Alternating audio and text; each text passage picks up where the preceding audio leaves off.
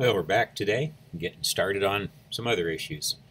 This class, World Evangelism, formerly titled Missionary Life and Work, deals with a lot of little things, a lot of what would be considered perhaps minor. Yet, altogether, they can make the difference between whether a person is successful or not. Now, while it is focused primarily on the person who might choose to go to the mission field, might be called into that type of a ministry, it's a type of material and information which is also very important for anyone working in any church anywhere. We believe the Great Commission and our purpose to exist as a church is to reach the world with the good news of Jesus Christ. And that's kind of what this class is about, the functional how-to of doing that. But a person who's in a local church as a minister, maybe a Sunday school teacher, an elder, a deacon, a member of the missions committee, should have a basic knowledge of this type of information that we're giving out here as well. How could you possibly be on a missions committee and know nothing about missions? And yet that is often the case in many of our churches. Maybe that's why some of the missions committees come up with some of the things they do, which sometimes can get pretty interesting, to say the least. Today we want to talk about the matters of finances and how we deal with those. Now there's two sides to this coin. You got the state side, how do we report our sending churches? If we're in a sending church, what do we expect of our missionaries? I'll get into that in more detail in another class later when I talk about church-missionary relationships. But at this point on specifically the financial, I'll touch on that somewhat as well. But I'm going to focus perhaps a little bit more on what to do on the mission field, because that's where we start to run into the conundrum, the difficult questions in this particular issue. So I'll start out on the state side. Basically, just a sort of a foundational type thing. When we are missionaries going to another country, we're going to be spending money. Obviously, Paul worked as a tent maker, but a fairly short time when he was in southern Greece, Corinth and Athens and all that, and waiting for everyone else to show up. They had the money, apparently.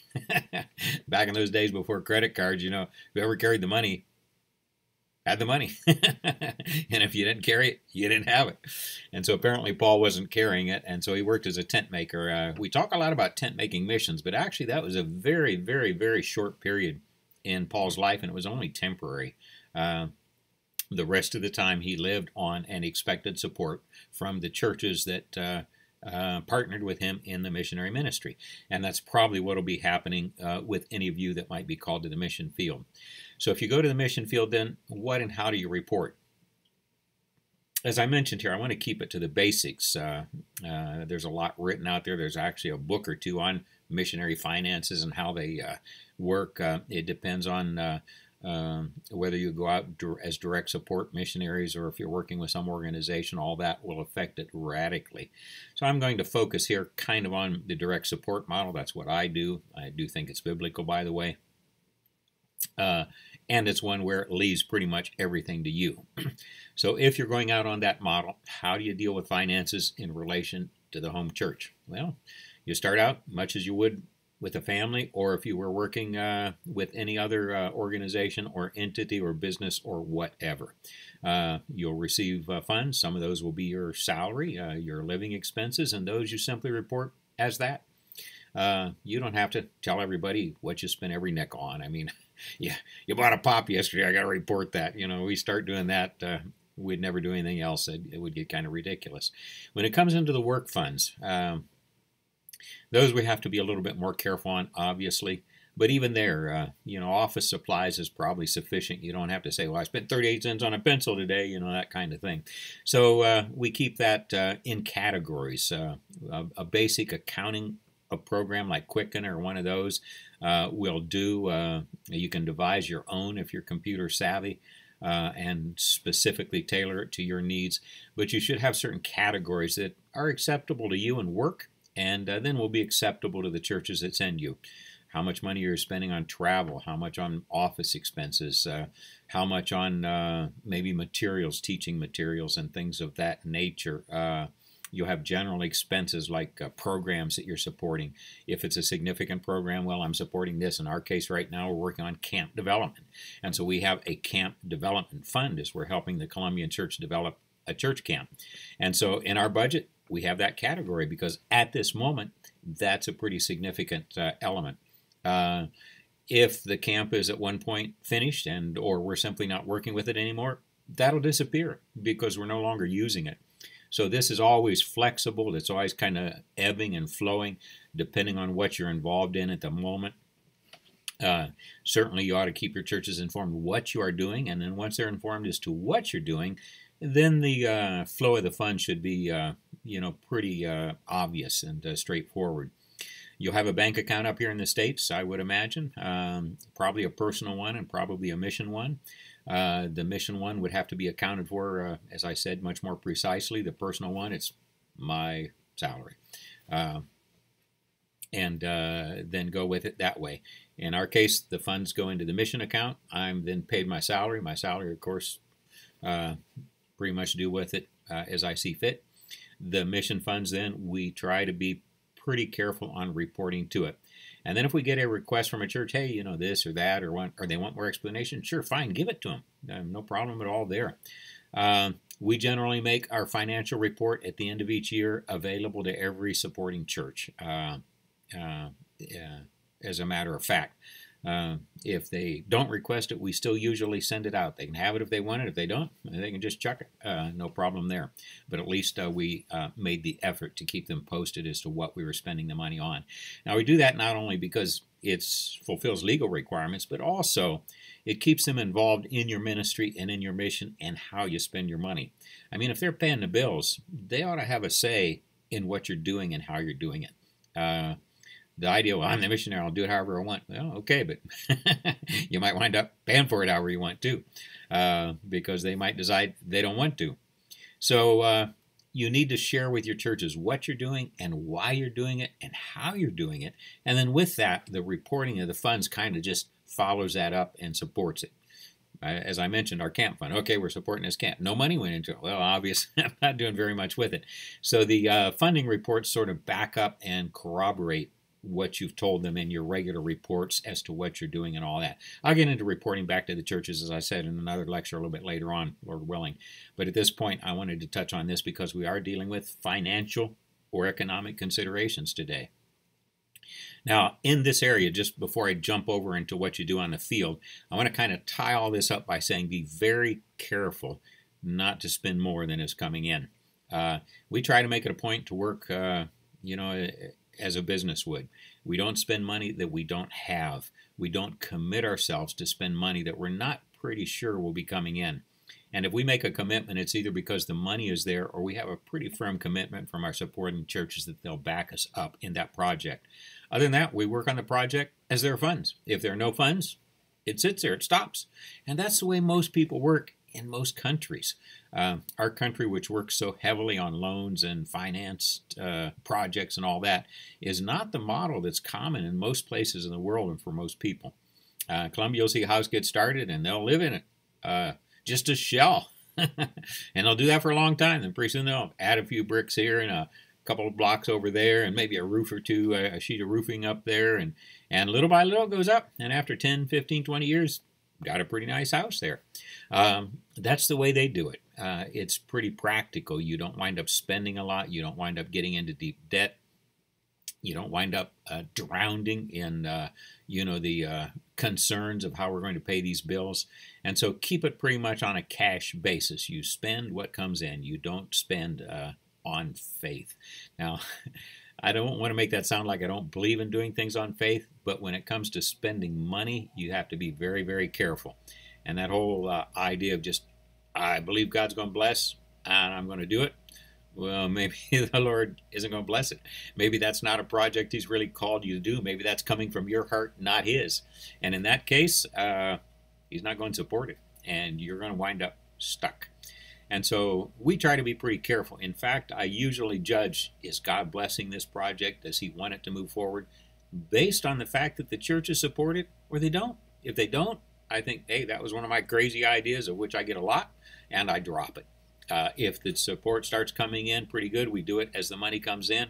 If we have that pretty strong commitment and we've seen that it's been coming in for a fairly decent period of time, sometimes we'll go ahead and maybe work to finish a project a little bit before the funds are there. But we're pretty careful not to get ourselves in debt.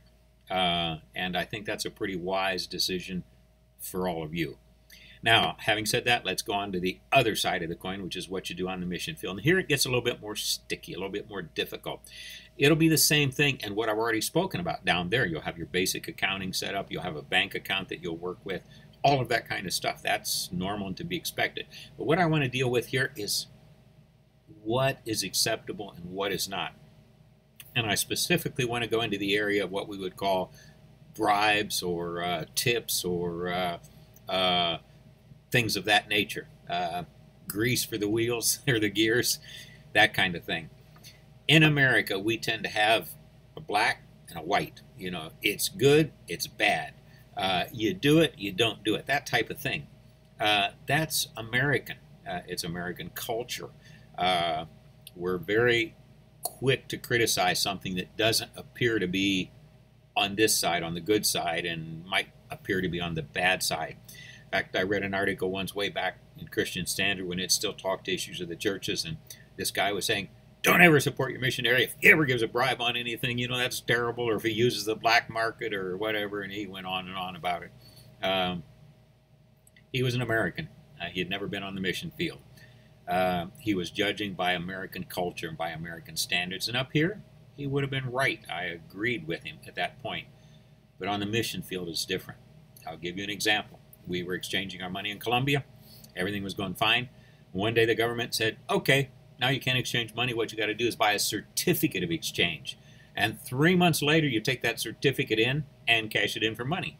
Well, we didn't have the funds to go 3 full months with no income, but that's what we would have had to have done.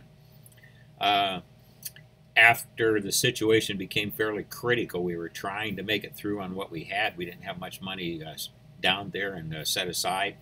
We turned our money in. It went into this certificate of exchange. No money came back. We made it through that first month. Second month, things were getting pretty bad. I felt, man, I've got to do something. I went to a person who was a parallel market. I won't call it the black market. It's not really the black market. A parallel market for exchange. I went in and says, well, I need some money here. I got a check, can you cash it for me? He said, oh, I can't do it today. He says, the American Embassy was just here and cleaned me out. I don't have a penny. Well, there's the American Embassy in Colombia going to this same guy because they couldn't get money in, and they were out of it. So it's not quite like what we think sometimes. Well, I went back a couple days later, got a little bit of money. We try to obey the law as much as possible, and yet there are times when it just simply is not possible. And in many countries, this whole concept of bribing and tipping isn't seen the way it is in America. For a long time in Colombia, they paid the policemen nothing. They're kind of like the tax collectors back in Jesus' day. They sort of got a commission on what they brought in for the state. They find this guy a traffic ticket or whatever. Well, part of that money went in his pocket, and that's how he got his salary. That's how they paid him. Well, they don't do that now. It's become much more professional. They get a salary, and it's sort of American style. But back then, that's the way it was. That's how it worked. And so if you said, no, I can't do anything, it's either got to be, the ticket and I pay it in the bank or in the transit office or whatever, or I don't do it. Yeah. You're not going to have a car. You're probably going to wind up in jail, just all sorts of things.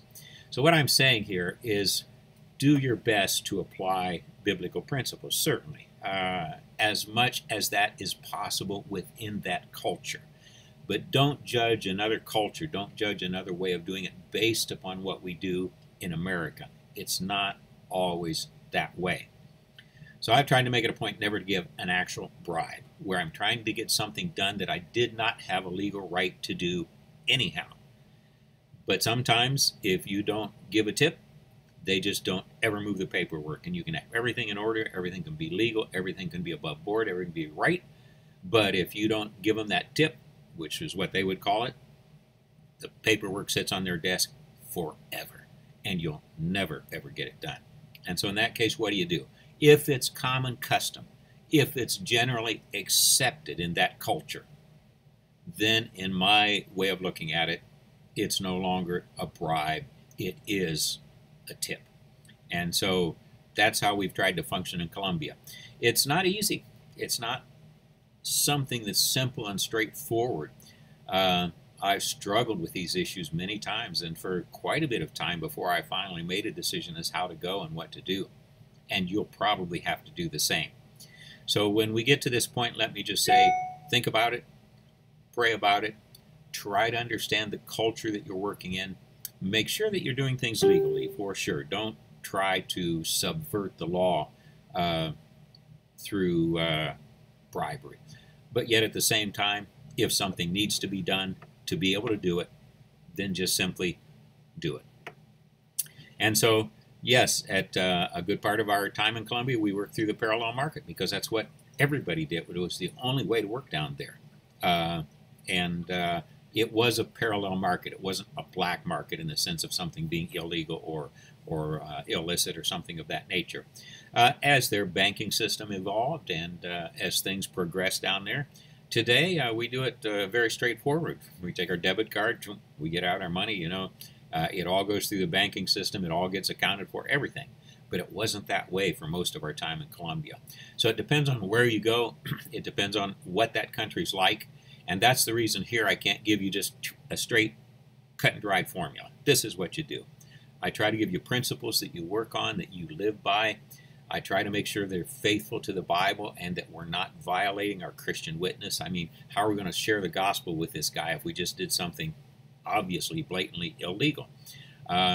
However, if we are working within a system in a way that's generally accepted, they would not see that as a problem. They would not see it as a violation of moral integrity, of law, of goodness, or anything of that nature.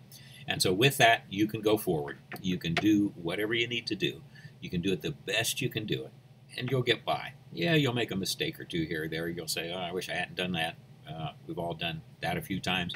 But in the end, you'll do all right, and you'll be faithful to your Christian values, and you will not harm your Christian witness, and you'll be able to get the job done. You'll be able to survive, and you'll be able to move forward. And that is critical, because if we don't do that, we would wind up not having a missionary effort because we tried to apply American values in a non-American culture and situation.